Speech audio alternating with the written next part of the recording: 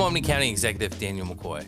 Welcome to Getting the Deal Done, a podcast about Albany County, where we go behind the scenes on projects, decision shaping, or our county economic future. Every 2 weeks, it may be me or another podcast host will go behind the scenes with a special guest to talk about our economy, development of projects, and issues and opportunities or roadblocks that we face. Going behind the scenes, we'll discuss how Albany County achieves its goal or is working for solutions for today. I'm proud to be your host for the very first episode of Getting the Deal Done. I decided to launch this podcast by starting where it all begins in economic development, the Advance Albany County Alliance. My special guest today is no other than CEO of the Alliance, Kevin O'Connell. Kevin, welcome to the show. Thanks, Dan. Glad to be here.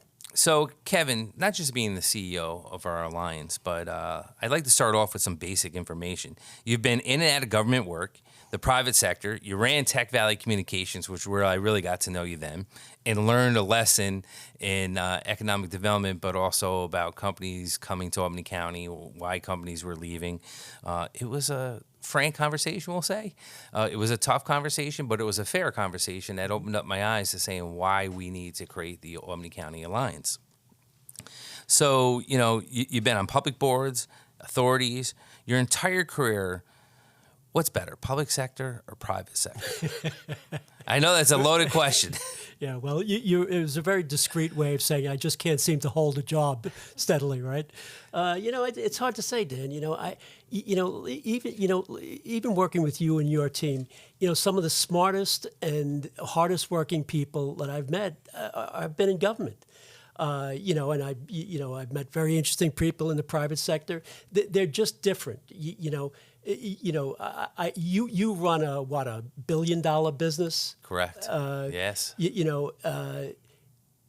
But business is different than government. If you were running a $1 billion company, Dan, you'd probably be making a couple $1,000,000 a year. That doesn't happen in government. No, it doesn't happen in government. You sure now? I'm pretty sure. I wish it did, but it does not happen. But, so it's hard to say. I don't know. I liked them both. I've been fortunate. I've had a great career in both government and the private sector. And I love what I'm doing now. And I appreciate the opportunity that you afforded me to do this. No, and it's been a great partnership. Yeah. And quite honestly, there's times we fight. There's times we get along. There's times we agree to disagree. And I always tell everyone when I meet with people, I go, I know enough to get myself in trouble. Kevin's the one that comes in with all the real answers. And it's been a great partnership because we've done so much in a quick period of time. And this is something I started back in 2018 when we talked about doing the Albany County Alliance. And, it took a long time through the first study to get to where we're at. And COVID hit, and then we started rocking and rolling. And, you laid it out. You laid the groundwork out saying, hey, we need this. I need money for this. And I'm like, well, that's a lot, Kevin. And I remember the first budget, we put a lot of money towards your way. And I go, I couldn't wait to call you. I said, he's going to be so happy. And you're like, that's it? We need more money than that, Dan. And I'm like, I can't believe this. Great. I was so happy. I was like, I can't wait to tell Kevin what we did. But, talking about that, what's the worst parts of being an economic development developer, I should say, starting with the worst case scenario to the best. And I will say this for the listeners and the viewers watching this. It's tough in government. There's a lot of red tape. Right. There's a lot of different laws we got to follow, a lot of different rules when you get funding from the state, from the federal, and it makes development difficult at times because there's hurdles that make it impossible to get a project done. And that's why a lot of times you don't see a lot of counties or other IDAs or CRCs actively out there trying to do stuff because the headache that comes with it.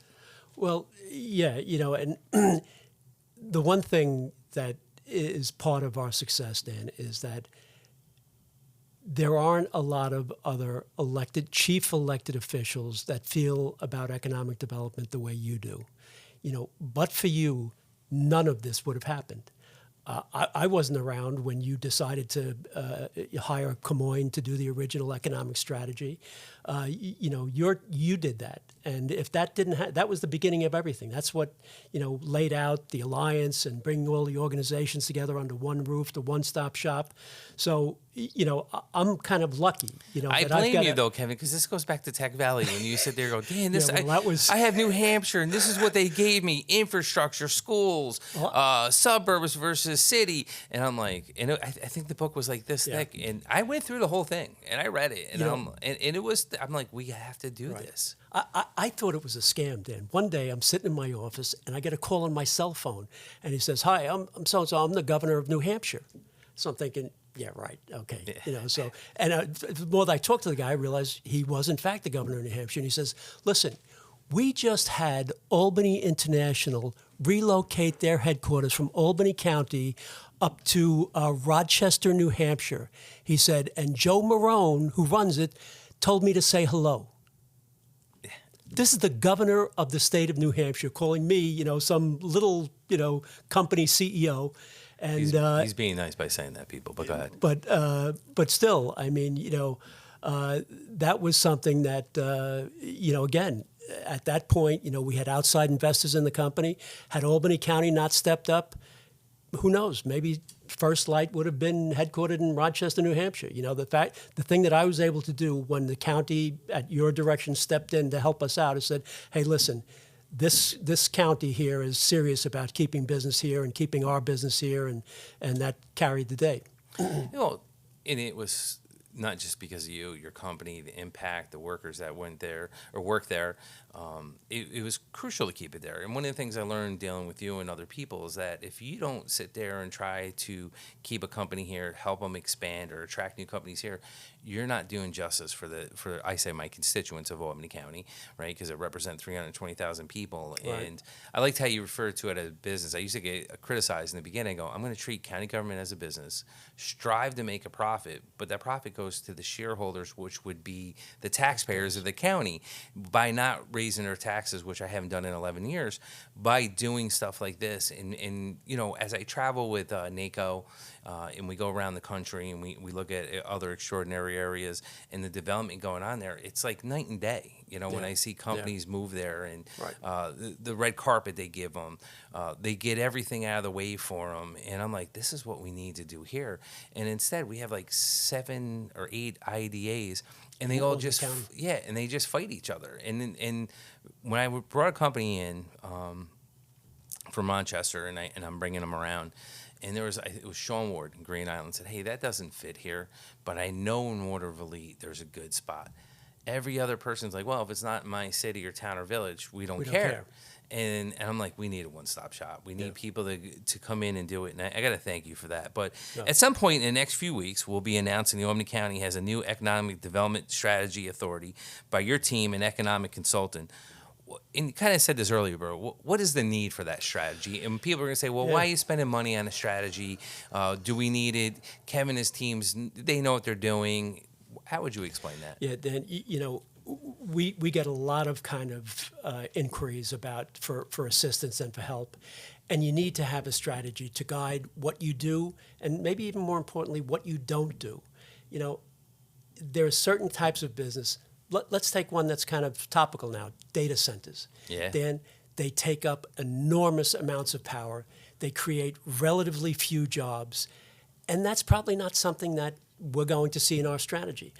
On the other side of the equation, though, in the first study, you really pushed for alternative energy manufacturing, and we went after that tooth and nail. We were successful. Plug Power was the first big deal you did. We were really successful at Plug Power and the wind turbines. The offshore wind, Dan. We had over $2 billion worth of interest. We may not have gotten the whole two. We would have gotten at least $1 billion. Right. And Dan, overnight, that thing evaporated because of the shift in federal energy policy. Yep. Maybe it's not gone forever, but it's dead for right now. You did a lot of good work behind the scenes on that, and people were like, why is NYSERDA to have the county here? No one, and that's when I started to realize too, no one knows what we've been doing, all the extraordinary projects throughout the county, and we got focused because of the politics on some of the stuff we're doing in the city of Albany, but we filled the void in the last mayor. couldn't do it. She asked us to step up. We did. So I want to make that clear. Yeah. You know, I didn't say that publicly, but, you know, it's like, hey, all right, we'll work in a partnership. You know, we'll help you out. I'm a city guy. You're a city guy. We want the city to do Right. good. We have a good relationship with the new mayor going forward. But, Well, you know, the one thing that I do feel was above and beyond the call of business, when we went down to that plant in Goose Creek outside of Charleston to visit that French reel making company. yes. And they had us walk up on that rooftops thing. Yeah. You know, I don't know if I ever told you, I got a little bit of a fear of heights. I was shaking in my boots up there, and you're walking around trotting over these. Well, I noticed you were scared, so I'm going to be truthful on this. I don't like heights either, but I was enjoying the expressions on your face and watching your legs shake. that was not so fun. I was playing around a little bit more because I'm like, all right, so I'm going to take my nervous condition and then I'm going to watch Kevin fall apart more. So But, that you know, part those was fun. guys, Dan, that one project, that company was looking at doing a $500 million plant at the Port of Queens. Yeah. It was incredible, and they were all in. Right. They wanted to meet me. They wanted to meet you. They were like, "We're in," and like you said, it's like you called me. I'm like, "Are you kidding me? Do you got any good news, Kevin?" You know. So it's you take your highs and lows in this game. You know, and you can't just bet on one thing, which we don't. You have multiple things going on in Albany County. How much work does strategy actually guide you through all the work that you're doing? And it's much like playing jazz, I guess, right? In a sense, because you look at the strategy, you look at the work ahead of you, and then how you're going to end up at the end. How's that all equate with Dan, you? you know, Because I would like to know, because sometimes I'm wondering what you're thinking. Well, you know, I just think it's imperative to think through what it is you want to do, what are the assets you have that support that, and then just do it, because it's so easy to get distracted on things. You know, the shiny new object, you know, a soccer field, let's say. Yeah. You know, that's just not in our plan. And it's, you know, it gives everybody on the staff, you know, a very clear understanding of what the expectation is for their performance and what's expected to make them make things happen. And I tell them that, you know, I work for a guy who is not necessarily bestowed with the virtue of patience. He wants stuff done yesterday. So That's a nice way you said that to me, because you usually don't say it that nice to me when we're alone. you know, he just wants to see things happen, and you know, that's what economic development is about. You know, you know, like you say, you try to do a lot of things. They don't all work out, but you just have to keep going, and you have to make things happen. And there's got to be a framework for all that, because there are too many things that can just distract you from getting things done. And we try to stick to our knitting, and I use you as the threat to them all the time. I appreciate that. But, you know, and we touched on some of the stuff, Kev, and I want to make people very clear in the situation. When you approached me about the College of St. Rose, the former College of St. Rose, and no one else was stepping up. Not a soul. Not a soul. Not a soul. And you're like, Dan, we have to do this. And I got it, because I always refer to the city of Albany like the heart of the body. Like, if it starts to collapse, it's going to go out into the suburbs. right. It's going to be spread out. And we need to stabilize this neighborhood, because St. Rose did a good job with the neighborhood and a beautiful campus. Right. And it was, unfortunately, they closed their doors. I had a lot of family that went there, a lot of friends that went there. Everyone was devastated. But quickly, you're like, we got to do this. I'm like, I don't want to do this, Kevin. I go, I researched, and I just like to say, I do like to do my homework. And I looked at all the other colleges that closed, and they're closing in record numbers now. And when I started to look at them, I'm like, there's colleges that have been sitting around for 20 years, and they're still talking about development. They're still talking about doing stuff. They're knocking buildings down, making parking lots. I could go on, you know, what has going on with these colleges. Right. And I was like, this is scary, because this is in the middle of the city. And if we get this wrong, all the fingers are going to point at us. And we went back and forth. We negotiated a great contract, or a great bid through the foreclosure process.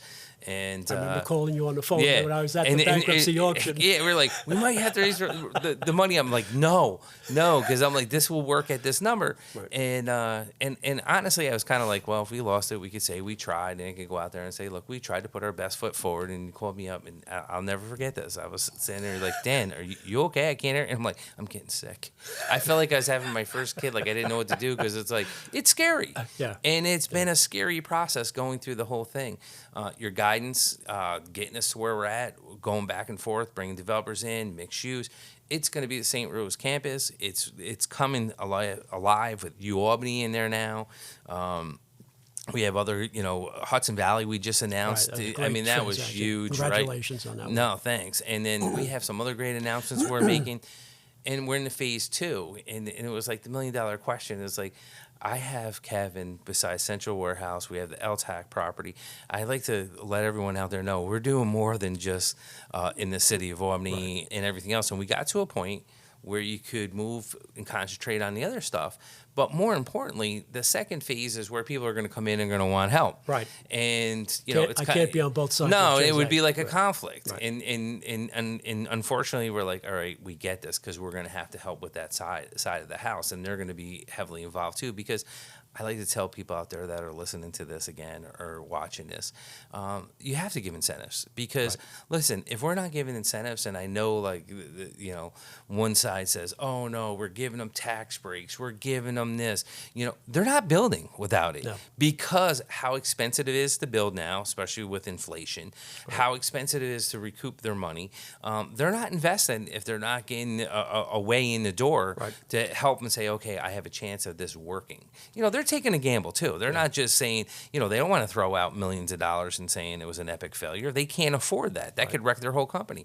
So it's so important that the real guidance comes from the Alliance and helping them navigate it. And, one of the things I like, briefly talk about our IDA, our CRC, and then we have the LTAC funds that we took back over under your leadership. And, they did a good job, the chambers, but we wanted to get these loans and strategically use them better within the county of Albany. You want to talk about that? Well, along our strategy. But let me just make one other point, though.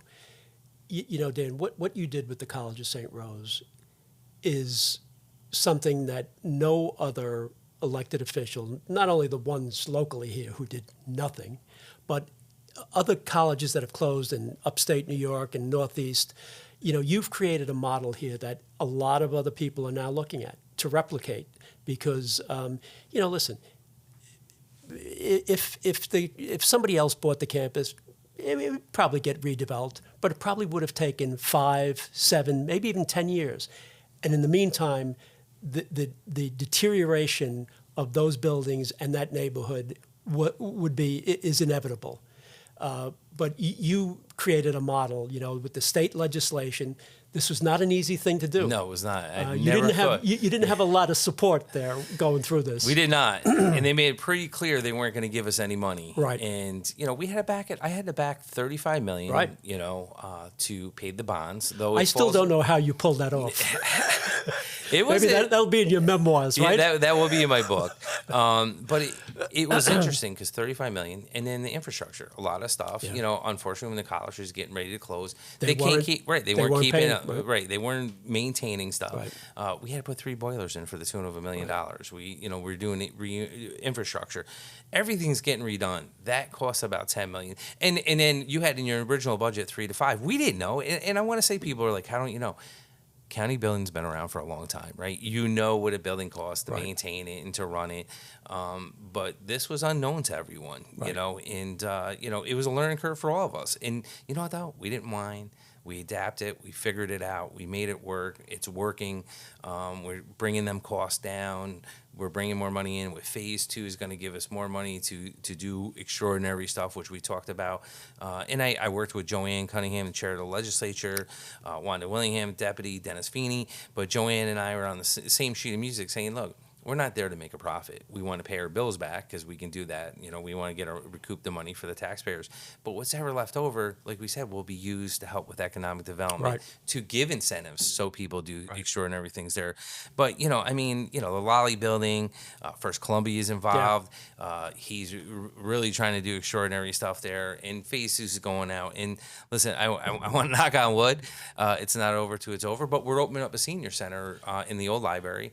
And I have to tell you, we haven't had one in 2011. Not the former mayor, the mayor before that. Isn't it amazing that the city of Albany does not have a senior services center? blows me away. Right. When that closed in 2011, I was like, "Are you kidding me? We're the capital of New York, and we don't have a senior center." And that's always bothered me, but it wasn't my job. I wasn't the mayor, right? I'm the county executive. And every other town, city, and village, even Burn Knox, Westerlo, have a senior center, right? So, and I'm not taking away from them, but they're a smaller hill town community, Right. And now we're going to have that. We have simulated golf going in, a movie theater. There's going to be a side with grandparents that watch their grandkids. We're playing I don't want to announce it all what we're doing, but it's going to be a nice area for them to go to. We're going to be announcing a restaurant opening up, a coffee shop. So it's going to be a little oasis. We've been doing events there. We just did a thing with our DCYF. We had food trucks there, bouncy bounce, face painting. We wanted to open it up, and I don't want to sound corny because my friends would laugh at me, but had to watch this with my wife, so I want to make this clear. But I do like the movie with Julia Roberts and Notting Hill, how they had that little sanctuary. And I go, that's what St. Rose reminds me of. Like when I walked the campus and really got to enjoy it. And it's a little sanctuary. And a lot of the neighbors said they didn't have that opportunity to open up the EOC and the amount of events we're having, from CPR to water aerobics for seniors to the gym time. We're doing a lot there. And Kev, I do want to thank you and your team and your leadership, and especially my team. We had to reimagine St. Rose, and we have, right? And that's just one thing. I'm voting. You not only that. I want to talk about Regeneron. I want to talk about other things that you've done around the county that people don't even realize, from the solar panels to us building the first fire tower in the city of Albany. Here's the capital of New York.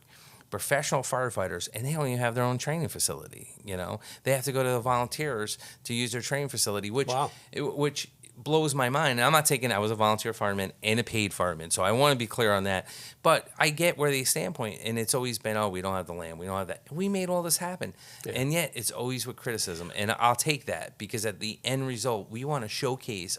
We want people to come to Albany County, not just because it's the capital or the seat of state governments here, because it's beautiful and you sit there. Cool place to be, right? Correct. Yeah. We want that vibe. And then the thing that's out there that wasn't out there in the past is that Albany County is open for business. We have a business-friendly county government here. And I know that sounds, it's a nice thing to say, but that's serious, Dan. Yeah. Because business and economic development they need certainty of outcome. Investment capital to be invested in a place, they need to know that they're going to be able to make things happen, and that what we say is what in fact is going to happen. And we've been able to do that through the Alliance and through your leadership. I do want to say this as we're getting ready to wrap up. I mean, we're going to have to come back and do this again, because there's so many projects going on. Right. And Central Warehouse, we didn't want, that wasn't us, that was the city. She turned it over to us, and we said, okay, if you turn it over, then we want control of redevelopment, we want control of the property, we don't want any problems, because we can do that all internally, like the former College of St. Rose. And we sat there and we go, do we really want to do this? But we also knew it's the last eyesore in this area. Right. And you and I both agreed, let's take this on and let's get it done. I mean, Dan, listen, we could probably do a show on Ecovative. Remember the mushroom folks? Yes, the mushroom that started off. I mean, what a cool little company is that, right? Yeah. A couple of guys from RPI leave there, and they're specialists in mycelium, like mushrooms, and they make what is it? My Bacon and the other food products. There's just, it's not just started what's off going with the on. shoes, and then it went to the food. And I'm like, I'm not eating that bacon. And it was delicious. Right. The food was delicious. Right. And I remember us going there in the beginning when they started off, and where they are today. Right. These are success stories that should be highlighted. But Dan, the point is, this is happening all over the county. Right. We've got the Altec Steel plant, which has been a super fun site, and with your help, we negotiated a liability agreement with DEC so that we can now start the process of siting that facility and getting that property back on the tax rolls at some point in the future. Which is awesome. So, but as we wrap it up, where do you see the Alliance going in the next 5 or 10 years?